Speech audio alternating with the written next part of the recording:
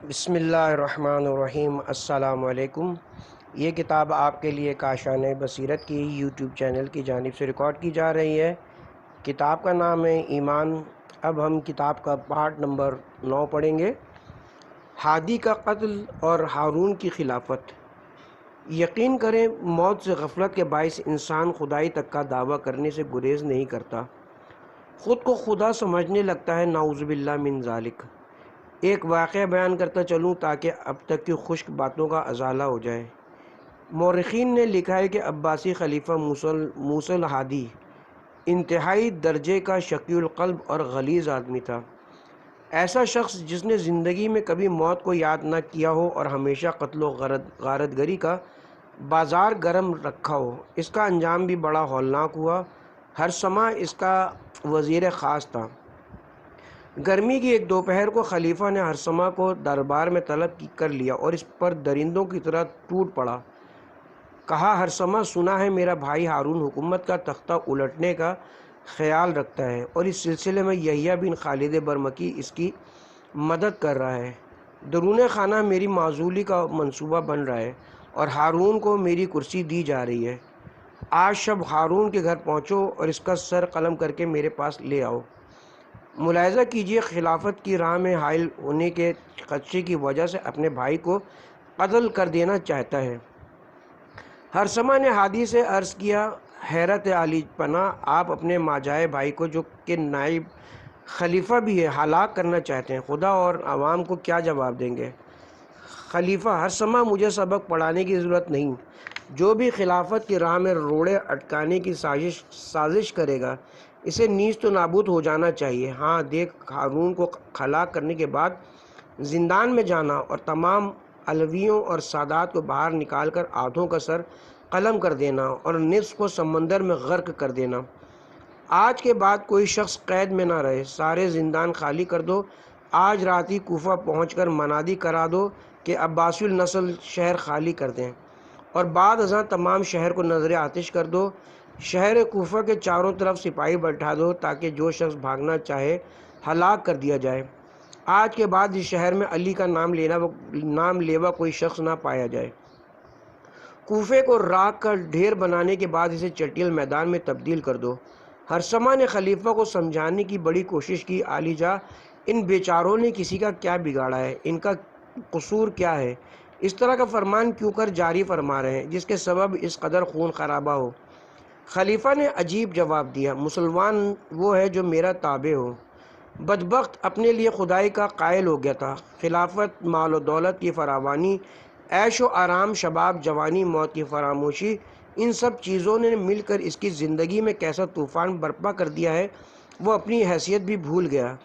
ہرسمہ نے ان سب جرائم کے سامنے استعفیٰ دینا مناسب جانا۔ خلیفہ سے کہا، مجھے وزارت کی ضرورت نہیں، یہ سب کچھ میں نہیں کر سکتا۔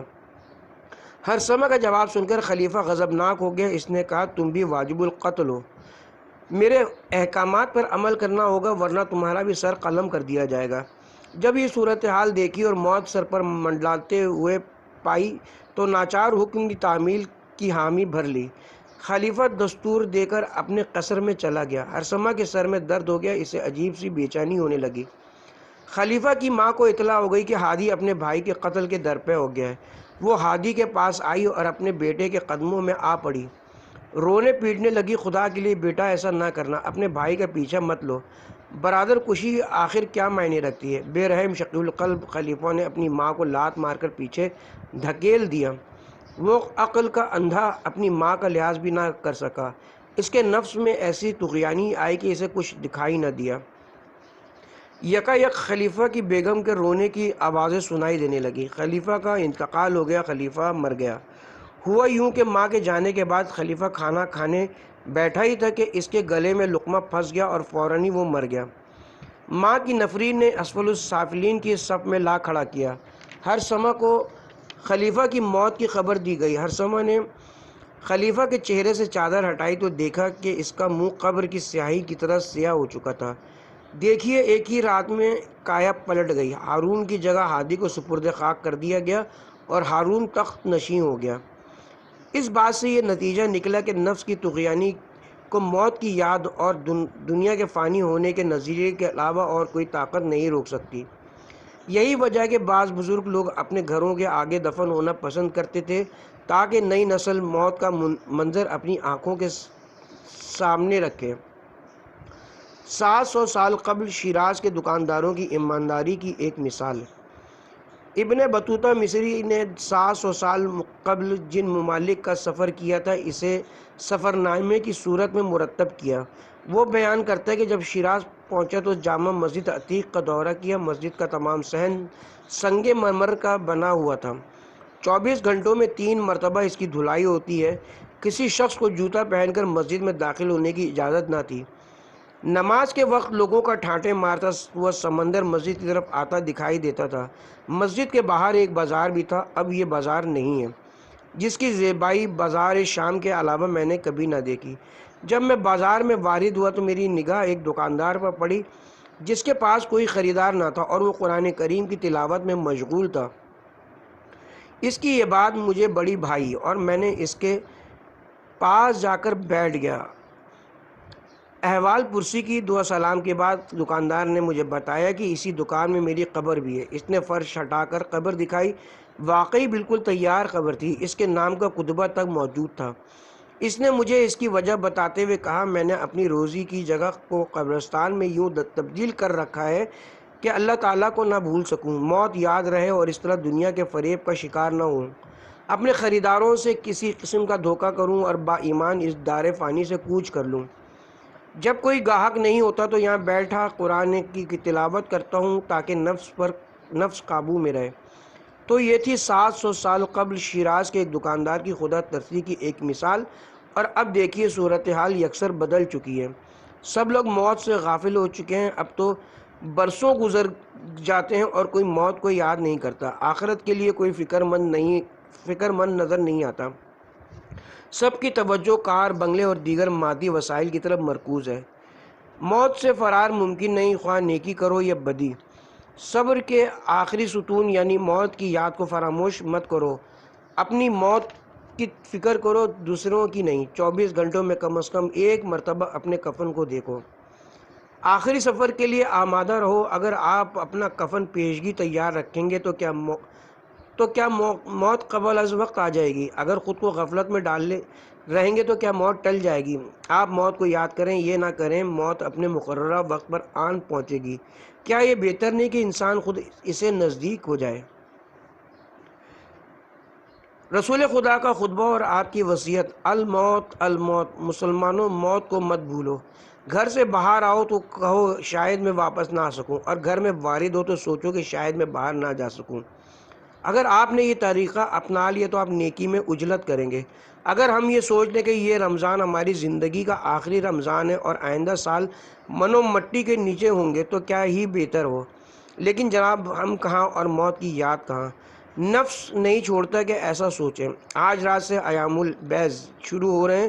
رمضان کی 13، 14 اور 15 تاریخ، ان تاریخوں میں گناہگاروں کے سیاہ چہرے اللہ تعالیٰ کی برکتوں کے نزول سے سفید یعنی نورانی ہو جاتے ہیں۔ اے سیاہ چہرے والو، سفید صورت والے ہو جاؤ۔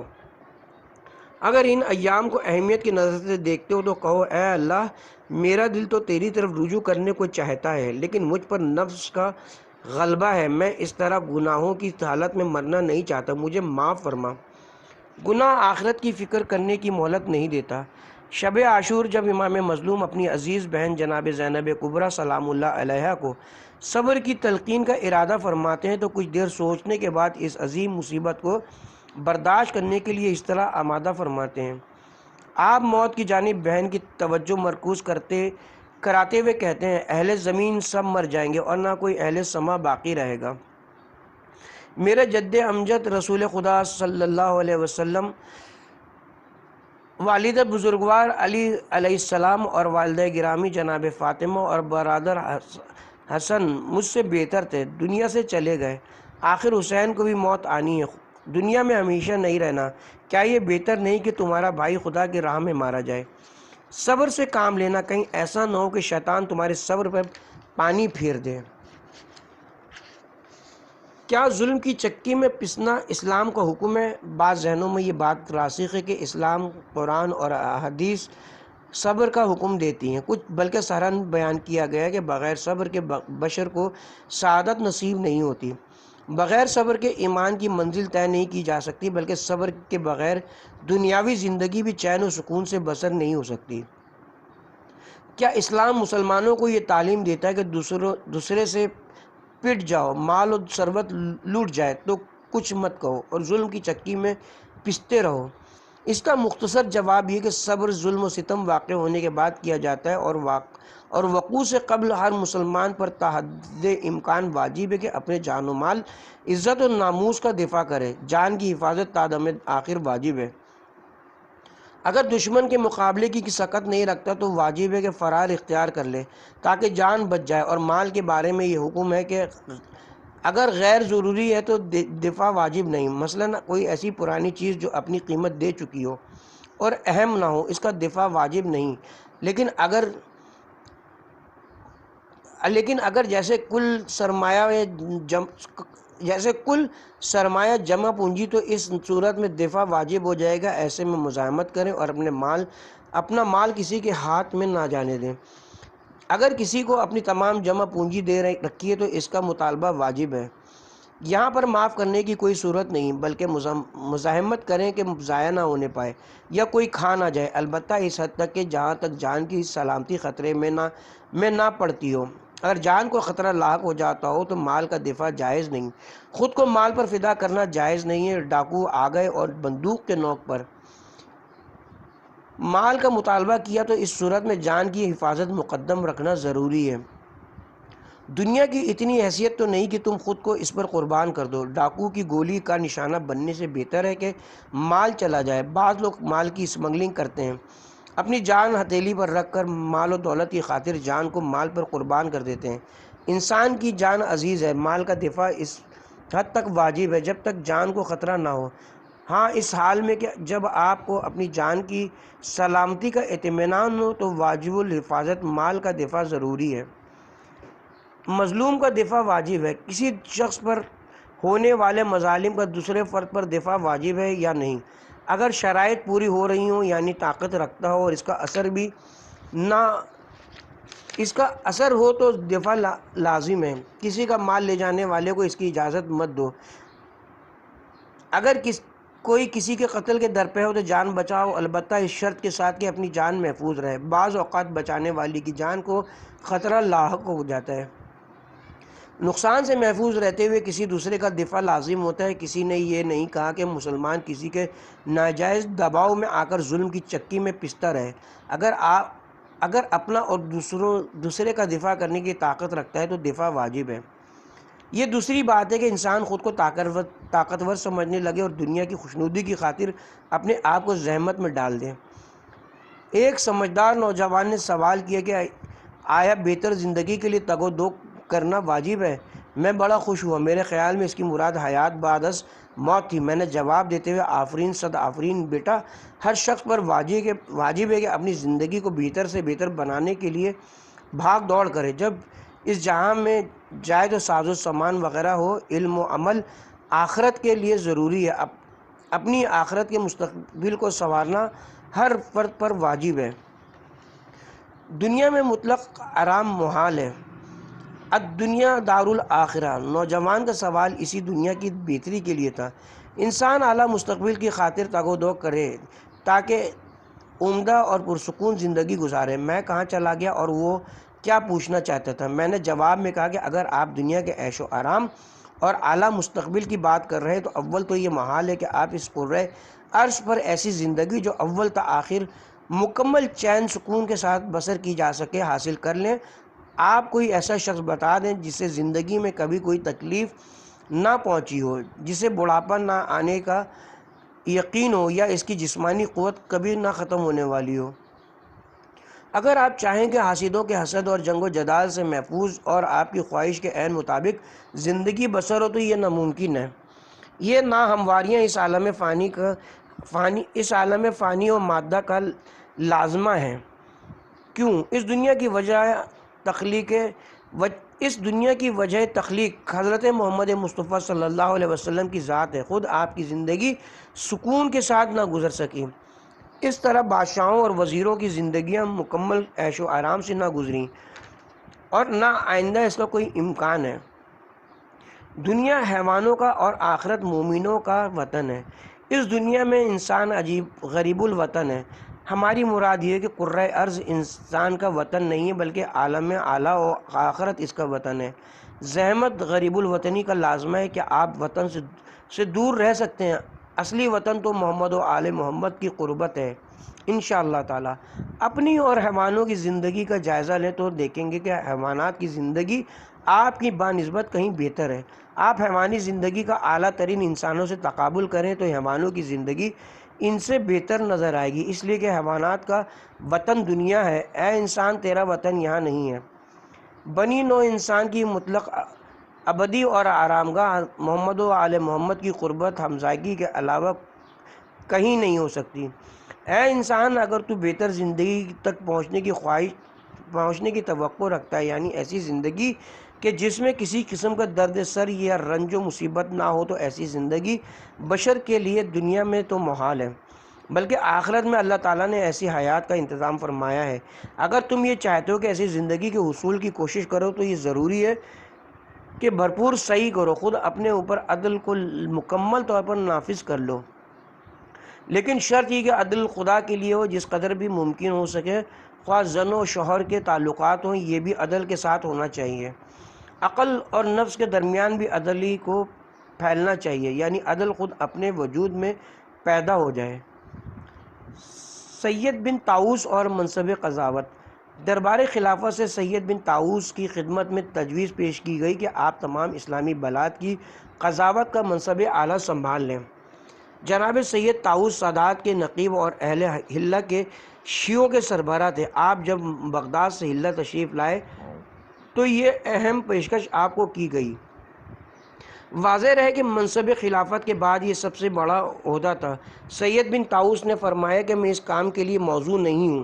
لوگوں نے کہا، آپ سے بڑھ کر بھلا کون صاحب عالم و تقوی ہوگا؟ ہر شخص آپ کی صلاحیتوں کا معترف ہے۔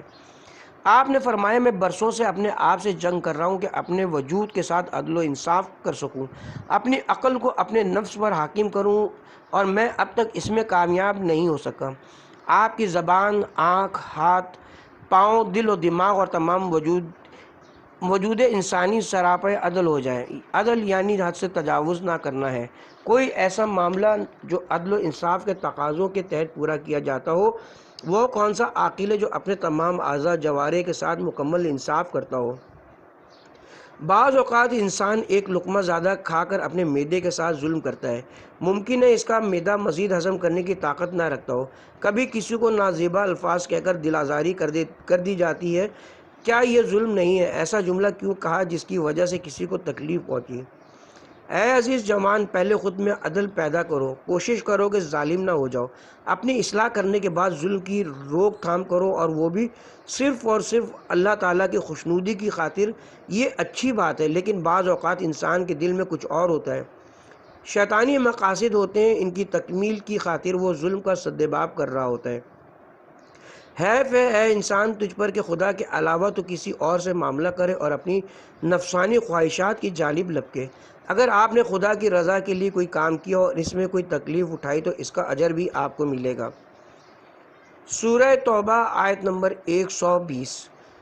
اس لیے کہ انہیں خدا کی راہ میں نہ تو پیاس کی تکلیف پہنچتی اور نہ کوئی تکان اور نہ کوئی بھوک، اور نہ ہی وہ کسی ایسی جگہ پر چلتے ہیں جس سے کافروں کو غصہ دلائیں، اور نہ کسی دشمن سے کچھ لے لیتے ہیں، مگر یہ کہ اس کے بدلے میں ان کے لیے نیک عمل لکھ لیا جاتا ہے۔ یقیناً اللہ تعالیٰ نیکی کرنے والوں کا اجر ضائع نہیں کرتا۔ دکھاوے کے لیے نہ ہو تو اگر آپ دیکھیں کہ باپ بیٹے پر، ہمسائے پر اور ایک مومن دوسرے مومن پر ظلم کر رہا ہے تو خدا کی خوشنودی کے لیے بیچ بچاؤ کروا دیں۔ اس دوران اگر آپ کو کوئی غضن پہنچ جائے تو اللہ اس کا اجر دے گا۔ اس حالت میں اگر آپ کی موت بھی واقع ہو جائے تو خدا کے پاس آپ کا اجر موجود ہے، البتہ اس شرط کے ساتھ کہ آپ کا عمل خالص ہو، ریاکاری اس میں نہ ہو، بصورت دیگر آپ کی محنت عقارت ہو جائے گی۔ سورہ نور آیت نمبر 39۔ اور جو لوگ کافر ہو گئے ان کے اعمال چٹیل میدان میں چمکتی ہوئی ریت کی مانند ہے، جسے پیاسا پانی گمان کرتا ہو۔ غیر الہی اہداف میں مرنا بیہودہ فعل ہے۔ غزالی نے نقل کیا کہ کسی غزوے کے دوران ایک شخص شہید الحمار کے نام سے منسوب ہو گیا تھا، یعنی شہید راہ گدھا۔ ہوا یوں کہ اس بدبخت مسلمان کی نظر ایک کافر پر مرکوز ہو گئی جو اعلیٰ نسل کے گدھے پر سوار تھا۔ اس کا دل گدھے پر آ گیا اور اس نے ٹھان لی کہ کافر کو قتل کر کے گدھا اپنے قبضے میں کر لے گا۔ اس قصد سے اس نے حملہ کر دیا، لیکن معاملہ الٹا ہو گیا۔ کافر نے مسلمان کو قتل کر دیا، گدھا تو کیا ملتا، گدھے کی راہ میں جان دے ڈالی۔ اس شہید کا ہدف کیا ہے؟ کیا چاہتا ہے یہ؟ جو بھی ہدف ہے اسی کے مطابق حساب کتاب ہونا ہے۔ اگر کوئی زمین کی خاطر لڑ رہا ہے تو اس حالت میں اس کی موت زمین کی راہ میں شہادت شمار ہوگی۔ انسانی جان کی قیمت زمین پر ہو۔ تمام زمین اللہ تعالیٰ کی ملکیت ہے، سب اشیاء اس رب العزت کی ملکیت ہیں اور یہ ہمیں عارضی طور پر ملی ہیں۔ آب و خاک کی اتنی اہمیت نہیں کہ ان کی خاطر اپنی جان دی جائے اور خدا سے معاملہ ہو۔ مثال کے طور پر کفار اسلامی مملکت کو ہڑپ کرنا چاہیں اور ظلم اور کفر کی ترویج کا ڈر ہو تو کفر و الحاد کی روک تھام کے لیے دفاع کیا جانا ضروری ہے۔ اس راہ میں قتل کر دیے جاؤ تو شہید راہ خدا ہو۔ اس کے برعکس اگر ذاتی مقصد یا دیگر اہداف کی خاطر لڑتے ہوئے مر جائے تو موت بھی ویسی ہی شمار ہوگی۔ یا مثلاً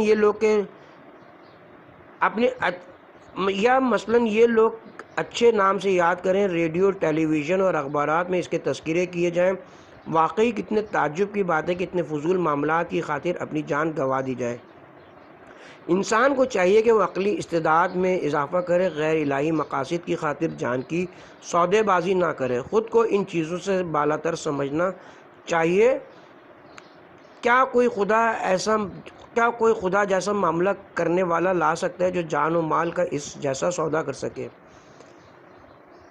سورہ توبہ آیت نمبر 111۔ بے شک اللہ تعالیٰ نے مومنوں سے ان کی جانوں اور ان کے مالوں کو اس قیمت پر خرید لیا کہ ان کے لیے جنت ہو۔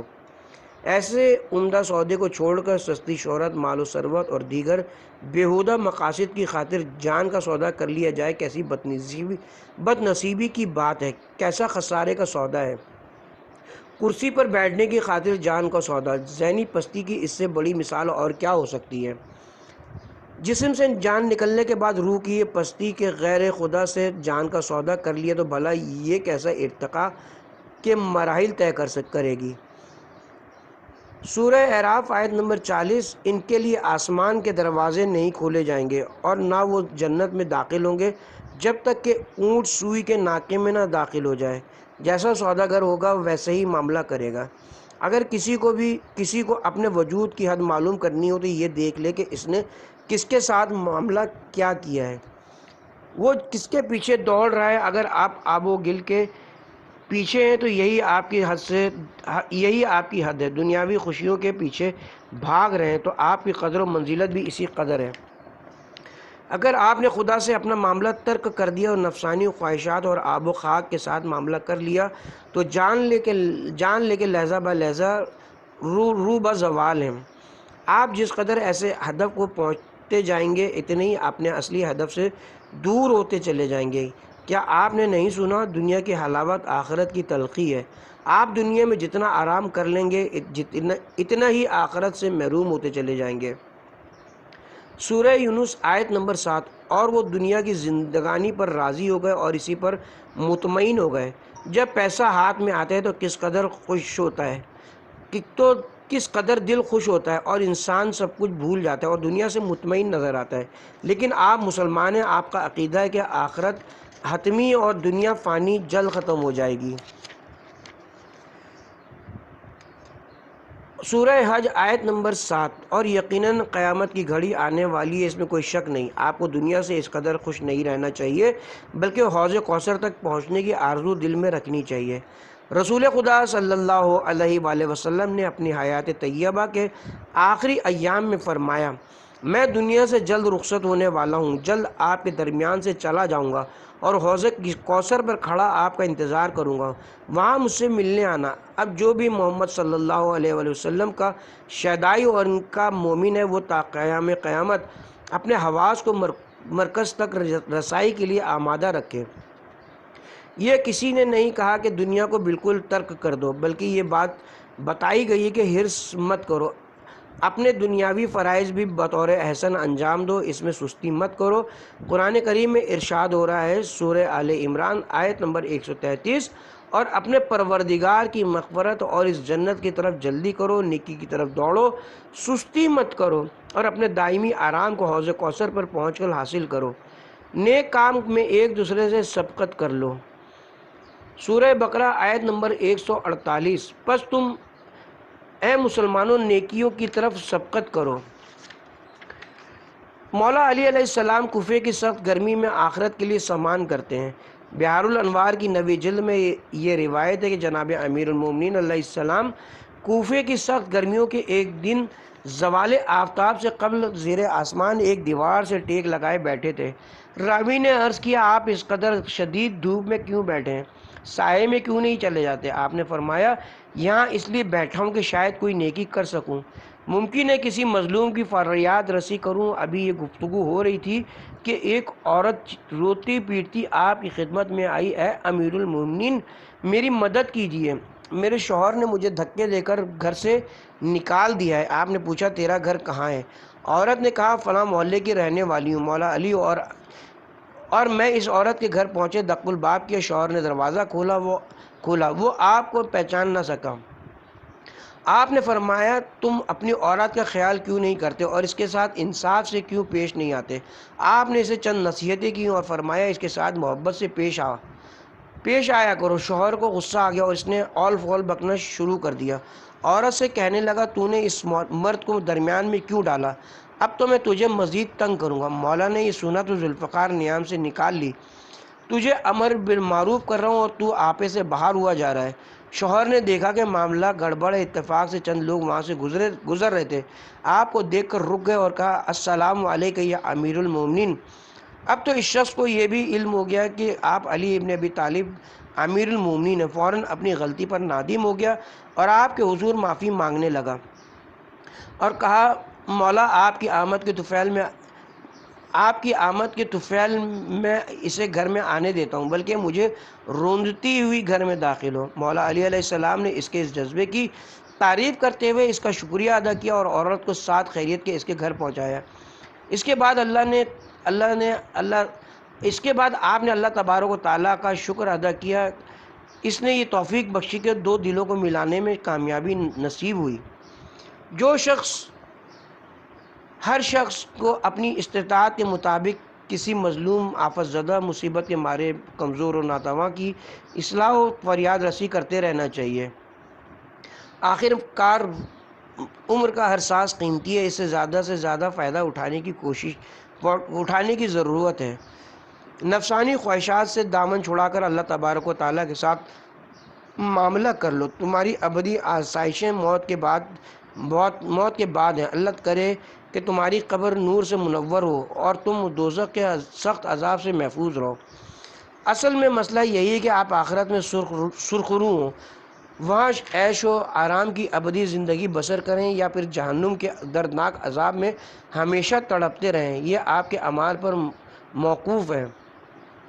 دعائے کمیل میں آپ پڑھتے ہیں، ظلم تو نفسی، خدایا میں نے اپنے نفس پر ظلم کیا اور ہوا و حفظ میں مبتلا ہو گیا، تو ہی میری مدد فرما، میری انا ختم ہو جائے اور میں ایسا ہو جاؤں کہ جیسا تو چاہتا ہے، میری دنیا طلبی آخرت طلبی میں تبدیل ہو جائے۔ آمین ثم آمین۔